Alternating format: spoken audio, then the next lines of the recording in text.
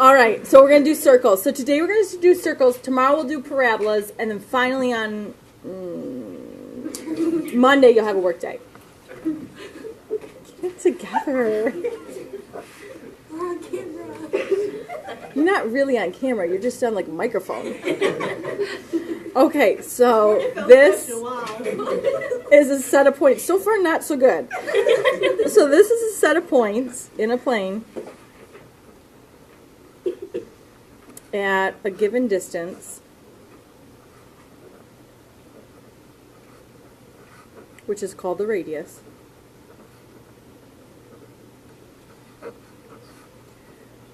From a given point called the center.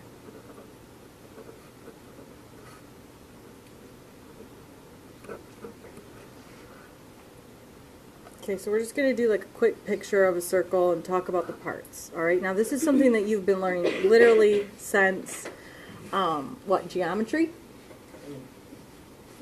Yeah. Yes? Maybe before. All right, so here's the center, right? The center is represented by HK.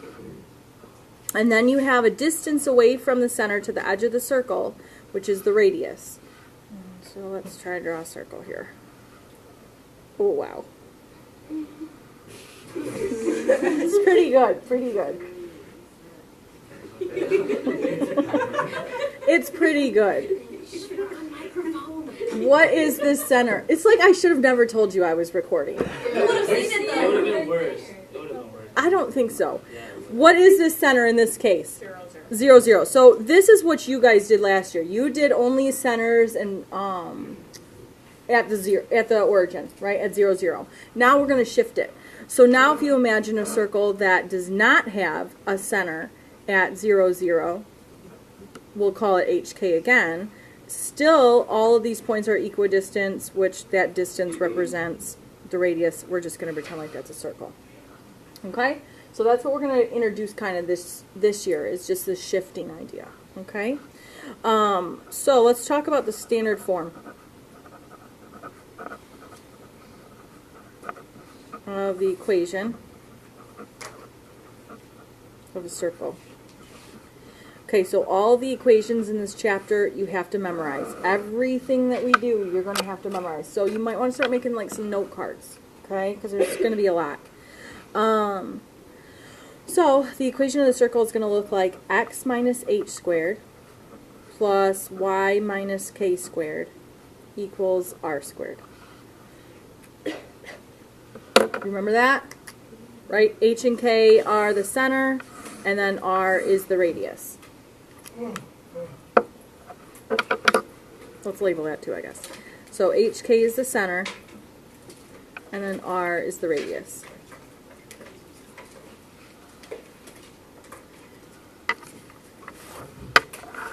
All right, so let's do an, oopsie.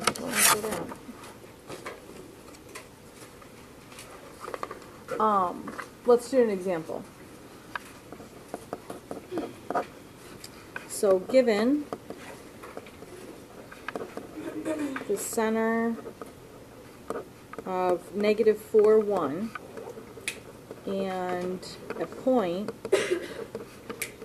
on the circle, well, let's say -1, 3. Write the equation of the circle.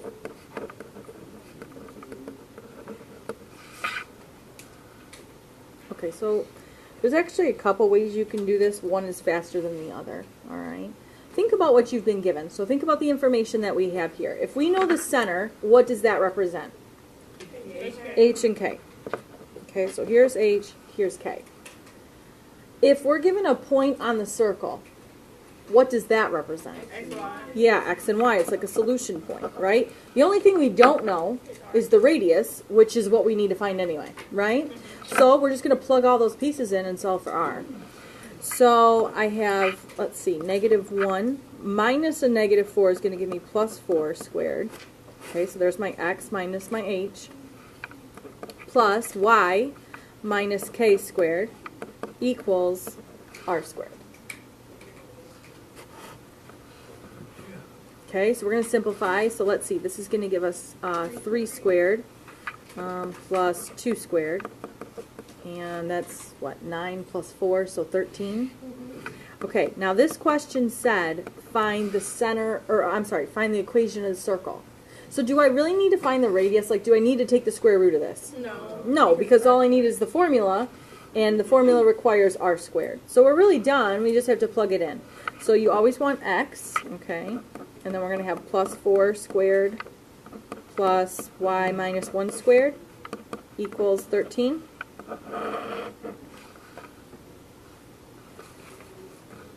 Questions on that? You get sleepy, Dave.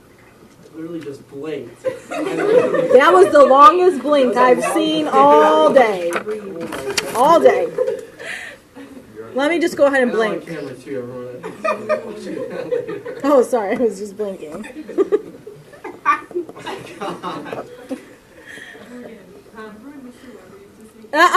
Keep going. 4x squared plus 4y squared plus 4x minus 8y minus 11 equals 0. Let's just turn it up a little bit. A little? Oh my god. I don't know. 3. You'll be fine. Okay. Now it says write the equation of the circle.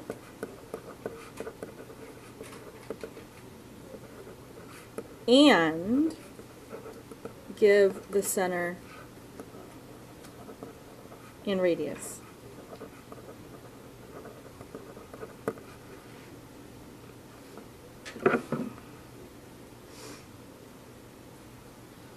Okay, so, well, any thoughts? No.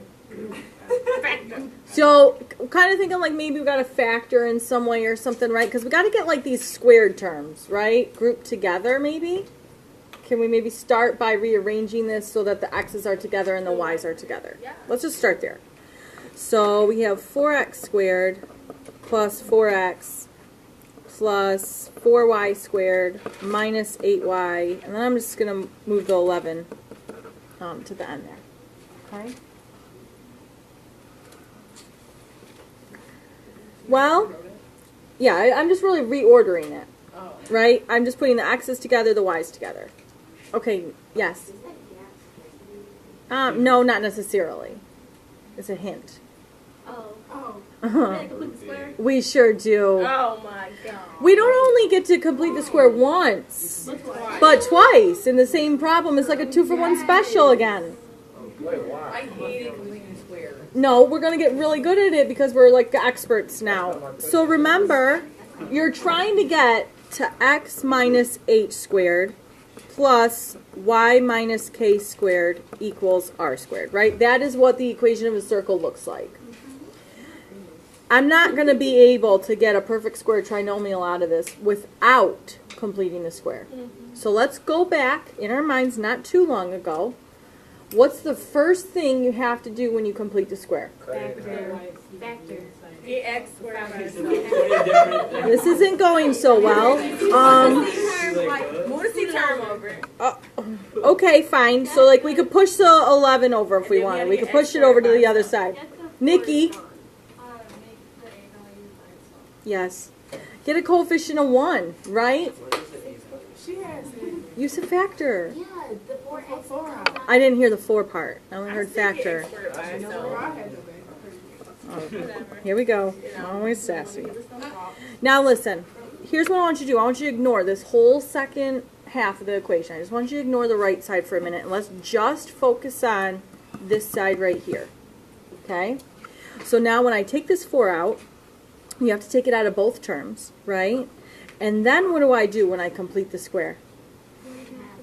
Half of b. So half of 1 is a half. So I'm going to add a half squared here. Okay? Now, we don't hate this. We're just going to get better at it. So now inside I'm adding a 1/4. Do you agree? Yeah. But you have to multiply it by that 4. So inside I'm really adding 4 times a fourth, which is 1. So if I'm adding a 1 here, yes, if I was doing it all on one side. But see, now I'm going to be working on the other side. So I'm going to go to the first way we completed the square this year.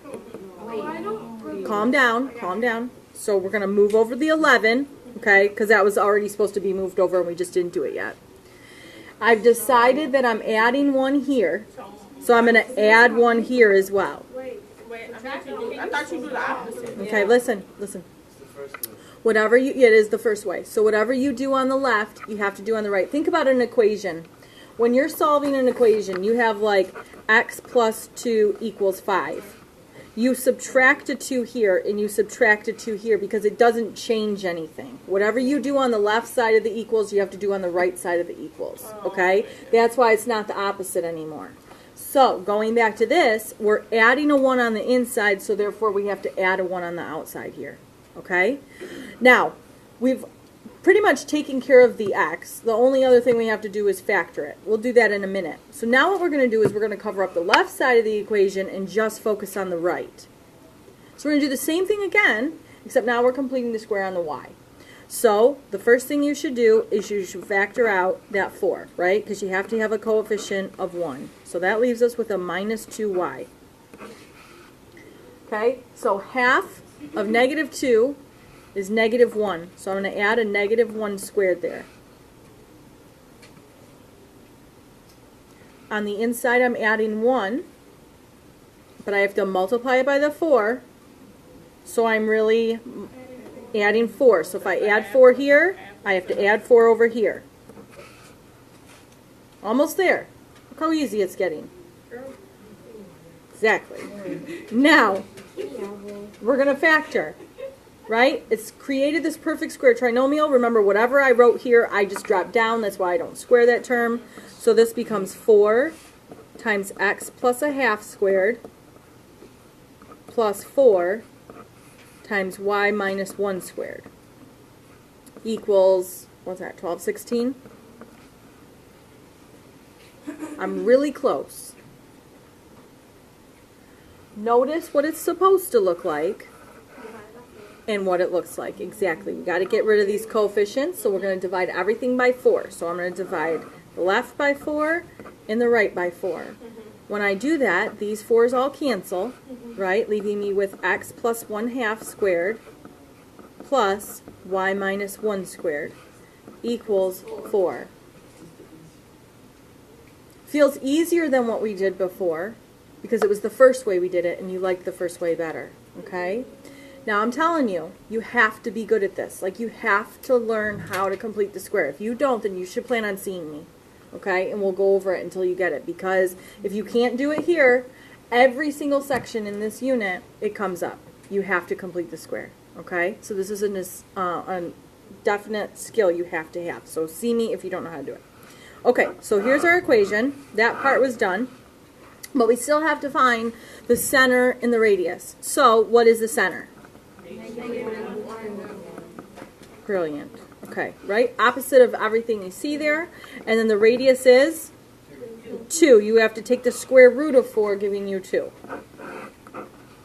Easy as that. Yep.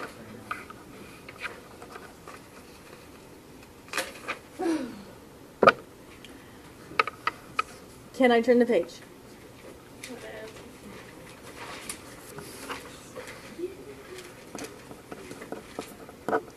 Okay, write the equation of the line tangent to x minus 3 squared plus y plus 1 squared equals 10 at the point,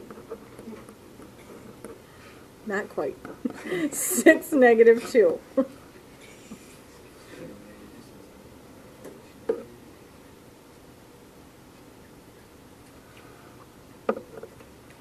going to take a little field trip. Really? Can we go to Sky Zone? No, we're going to go back to our geometry days. We're going to go on a field trip in our mind. journey. Okay? Okay, I'll call it a journey, sure. So a journey in our mind all the way back to our geometry days, which seems like a lifetime ago.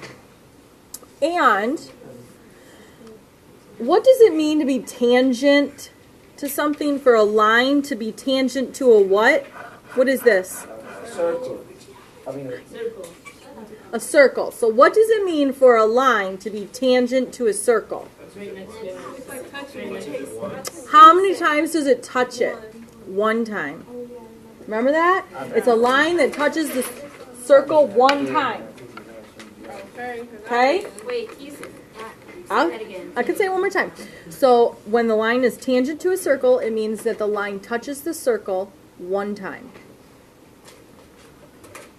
Okay? So we're going to draw a picture of this because it's going to help us to kind of see what's going on here. Okay, there's some other things about a line that's tangent to a circle we're going to talk about as well. So let's go ahead and try to make a nice-ish sketch.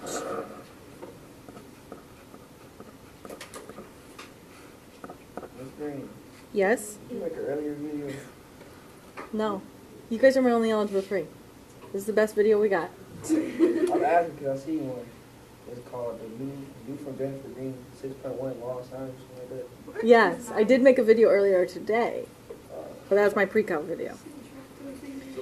So, I'm probably trending on Twitter with it. So, let's think about this for a second. We're given the center, right? I kind of jumped ahead, sorry. We're given the center, aren't we? Like, we know the equation of the circle, so we know that 3, -1 has to be the center. And we also know that this point, at this point, 6, -2, is the point in which this line touches the circle, right? And the point is on the circle. So it's like, here's our circle. Oh my gosh. We're going to just pretend, it's fun. So this is our radius, right, of the circle. Everybody agree with that? Yep, because it's from the center to the edge of the circle. So this is like the radius, and in our case, it's like the square root of 10, right? Okay. So we're just kind of labeling the information that we've been given. So this is 6, -2, okay? Now what's going on here is we have this line, and this line touches the circle at that point, and that point only. Okay, so this is the line that's tangent. Now I need you to go back in your geometry days again. I need you to think about what else do you know? Square root of 10.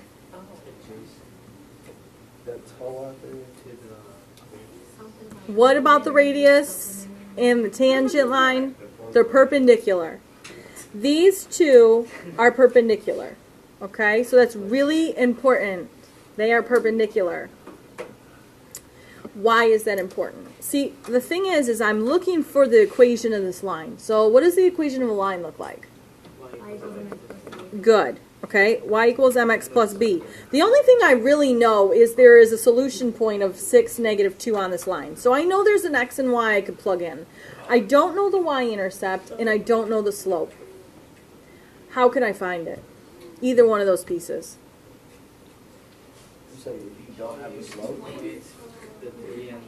What about these 2 points? What about slope?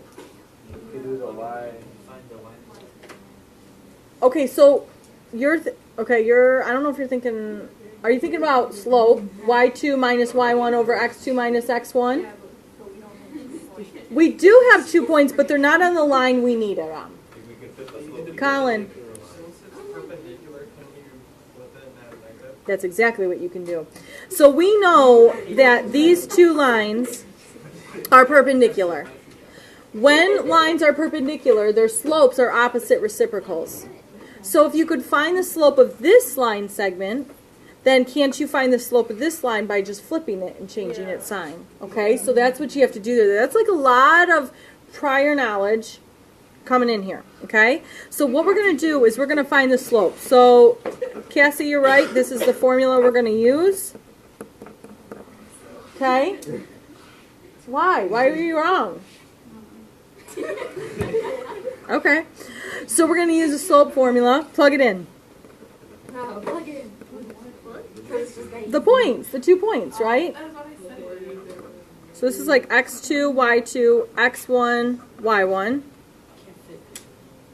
So plug it in. Negative 2 minus a negative 1 is going to become plus 1, and then we have 6 minus 3. So here we get a negative 1/3. So now this negative 1/3 is the slope of the radius. You should maybe make a note of that. We don't need the slope of the radius. What we need is the slope of the line tangent to the circle. So in order to find that, all we have to do is find the opposite reciprocal, which is 3. So now I know the slope of my line. Okay, I'm going to plug it in. So now, so far, I have y equals 3x plus b. We talked earlier, though, that this 6, negative 2 is a solution point of the line. So that's an x and a y I can plug in to isolate the b. So that's what I'm going to do next. So negative 2 equals 3 times 6 plus b. Subtract the 18, and b is negative 20. So our equation of the line that's tangent to the circle is y equals 3x minus 20. Wait. Awful? No. Yeah.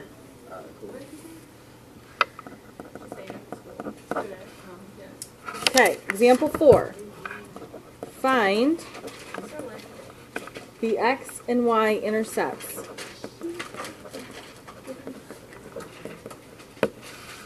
Okay, so we're going to go another little trip down memory lane all the way back to Algebra 1.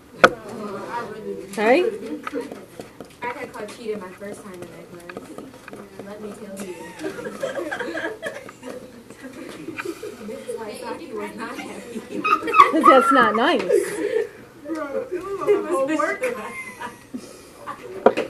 Of course it was. All right, let's think about this. How do you find an x-intercept? Make a y 0. Okay, so you plug in 0 for y. How do you find the y-intercept? Make x 0. Yeah, you plug in 0 for x.